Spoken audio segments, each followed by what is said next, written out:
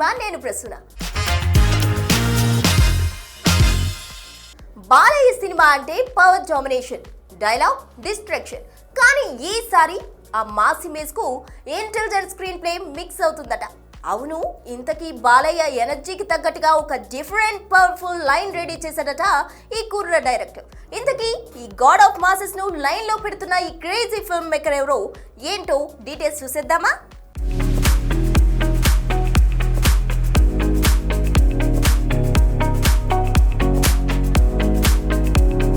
టాలీవుడ్ లో మాస్ అనే ప్రశ్న వస్తే టక్కున వచ్చే ఆన్సర్ నందమూరి బాలకృష్ణ.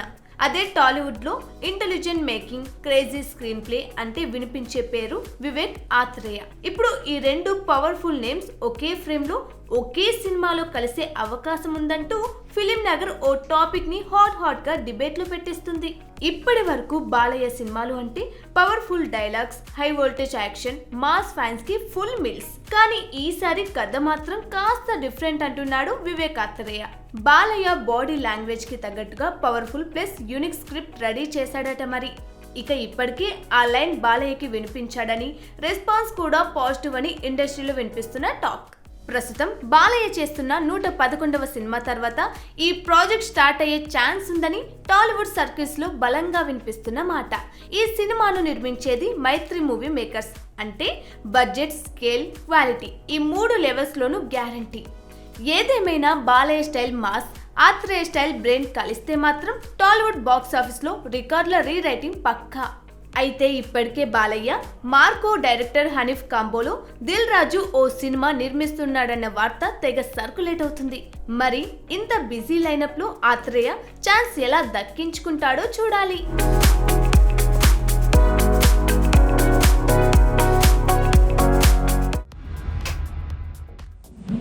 సోషల్ మీడియాలో ఇప్పుడు హాట్ టాపిక్ ఒకటే. మెగా 158లో మెగాస్టార్ కూతురు పాత్ర చేసేది ఎవరని ఓవైపు శ్రీలీల ఫిక్స్ అన్నారు, అనస్వర రాజన్ ఆన్ బోర్డ్ అన్నారు, చివరిగా కృతి శెట్టి కన్ఫర్మ్ అన్నారు నెటిజన్లు.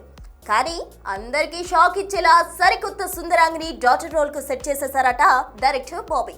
మరి ఇంతకీ సాలిడ్ ప్రాజెక్ట్ లో క్రేజీ రోల్ కబ్జా చేసేసిన ఆ అమ్మడెవరో చూసేద్దామా?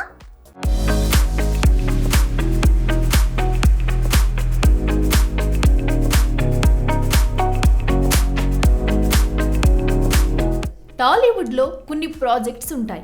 అప్డేట్ వచ్చిన ప్రతిసారి అంచనాలు పెరుగుతుంటాయి. అలాంటి ప్రాజెక్ట్ ని ఇప్పుడు మెగాస్టార్ చిరంజీవి నటిస్తున్న mega prestigious movie mega 158 director Bobby Kolli ప్రతిష్టాత్మకంగా తెరకెక్కిస్తున్న ఈ ప్రాజెక్ట్ లో ప్రతి క్యారెక్టర్ కి వెయిట్ ఉంటుంది, ప్రతి సీన్ కి ఇంపాక్ట్ ఉంటుంది.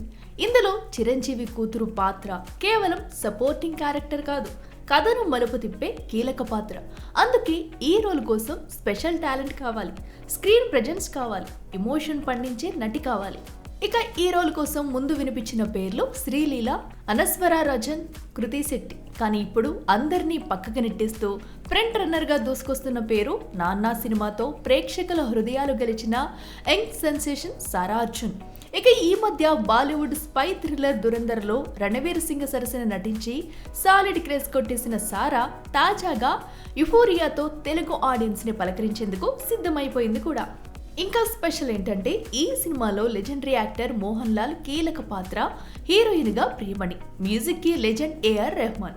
అంటే సాలిడ్ హిట్ తో జోష్ లో ఉన్న చిరు ఇప్పుడు మరో మెగా ప్యాకేజ్ సిద్ధం చేస్తున్నాడన్నమాట. ఇక ఇప్పుడు మిగిలింది ఒకటే, సారా అర్జున్ పై అఫీషియల్ అనౌన్స్మెంట్. చూడాలి తెగ చక్కర్లు కొడుతున్న ఈ అప్డేట్ పై మేకర్స్ ఎప్పుడు బయటపడతారు.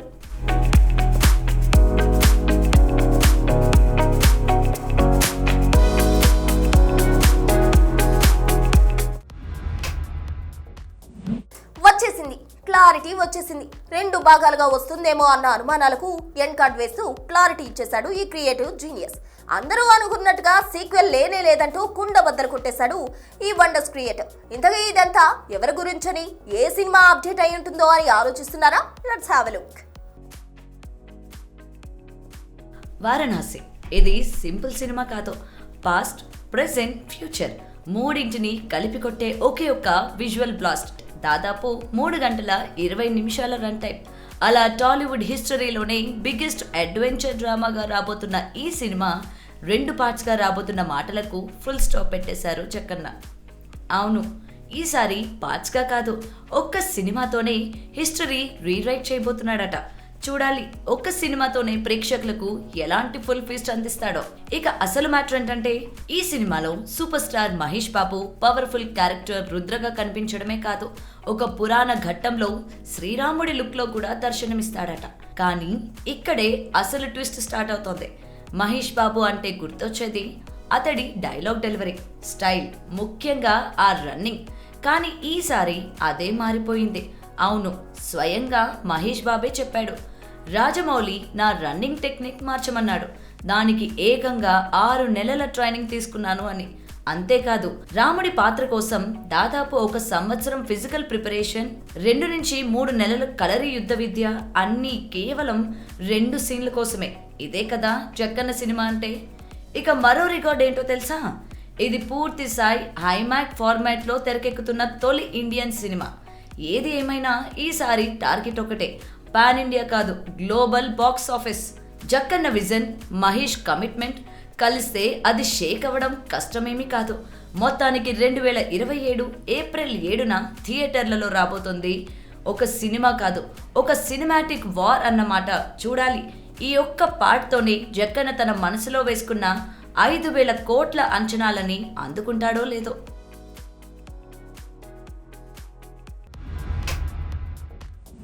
సినిమాకు వయసు ఉంటుందా? క్రియేటివిటీకి రిటైర్మెంట్ ఉంటుందా? అసలు 95 ఏళ్ల వయసులో కూడా సినిమా సెట్స్కు వెళ్ళి యాక్షన్ చెప్పగలరా?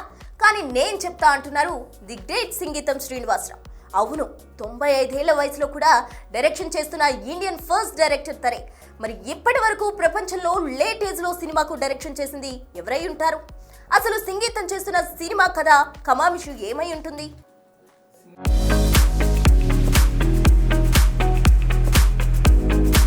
మన చుట్టూ ఒక మాట ఎక్కువగా వింటాం, ఈ వయసులో ఇంకా ఏం చేస్తాం? కానీ 90 ఏళ్లు దాటినా అనుకున్నది చేయొచ్చని ప్రూవ్ చేస్తున్నారు Tollywood veteran film maker Singeetam Srinivasa Rao. అవును, 95 ఏళ్లు దాటినా మళ్ళీ డైరెక్షన్ చేస్తానంటూ మెగా ఫోన్ పట్టేస్తున్నారు. నాగ్ అశ్విన్ సూపర్ విజన్ లో, వైజయంతి మూవీస్ నిర్మాణంలో, రాక్ స్టార్ దేవిశ్రీ ప్రసాద్ సంగీతంతో ఇప్పుడు ఈ కొత్త సినిమా అనౌన్స్మెంట్ తోనే ఇండస్ట్రీ మొత్తం షేక్ అయిపోతుంది. అయితే ఇది కేవలం సినిమా అప్డేట్ మాత్రమే కాదు, ఇది ఓ వరల్డ్ రికార్డ్ కూడా. అవును, ఇప్పటి వరకు లేట్ ఏజ్ లో సినిమా చేసిన డైరెక్టర్ గా మనోల్ డి ఎలివేరా పేరు వినిపించేది. 103 ఏళ్ల వయసులో 2012లో గెబో అండ్ ద షాడో అనే సినిమాకు దర్శకత్వం వహించి ప్రపంచాన్ని ఆశ్చర్యానికి గురి చేశాడు మనోల్. ఆ తర్వాత డైరెక్టర్ గా హాలీవుడ్ దిగ్గజం క్లింట్ ఈస్ట్వుడ్ పేరు వినిపించేది. 94 ఏళ్ల వయసులో యాక్షన్ అని చెప్పి రికార్డు క్రియేట్ చేశాడు ఈస్ట్వుడ్. కానీ ఇప్పుడు ఆ రికార్డులని బద్దలు కొడుతూ సరికొత్త రికార్డ్ ని సెట్ చేశారు సంగీతం. ఇక ఒకసారి వెనక్కి చూసుకుంటే, టైం ట్రావెల్ ని ఇండియన్ సినిమాకు పరిచయం చేసిన ఆదిత్య 369, మాటలు లేకుండా భావోద్వేగాలు పలికించిన పుష్పక విమానం, ఫ్యాంటసీ అంటే ఏంటో చూపించిన భైరవ ద్వీపం. ఒక రకంగా ఇవి హిట్స్ కాదు, సంగీతం ఇప్పటి తరానికి అందించిన సిలబస్లు.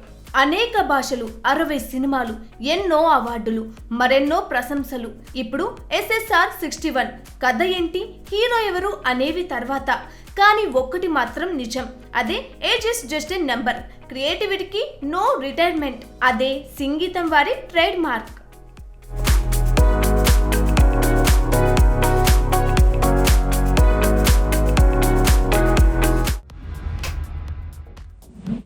థియేటర్ అంటే స్క్రీన్ కాదు, మూవీ లవర్స్ కు అదొక ఎమోషన్. కొత్త సినిమాలు వస్తాయి పోతాయి, కానీ కొన్ని సినిమాలు మాత్రం మన గుండెల్లో ఉండిపోతాయి. అలాంటి సినిమాలే ఇప్పుడు మళ్ళీ వెండితెర మీద రీసౌండ్ చేసేందుకు సిద్ధమవుతున్నాయి. ఈసారి ఆ రిలీజ్ దృష్టి చూస్తే నోస్టాల్జియా ఓవర్లోడ్ గ్యారంటీ. మరి మళ్ళీ పలకరిస్తామంటున్న ఆ సినిమాలేంటో చూసేద్దామా?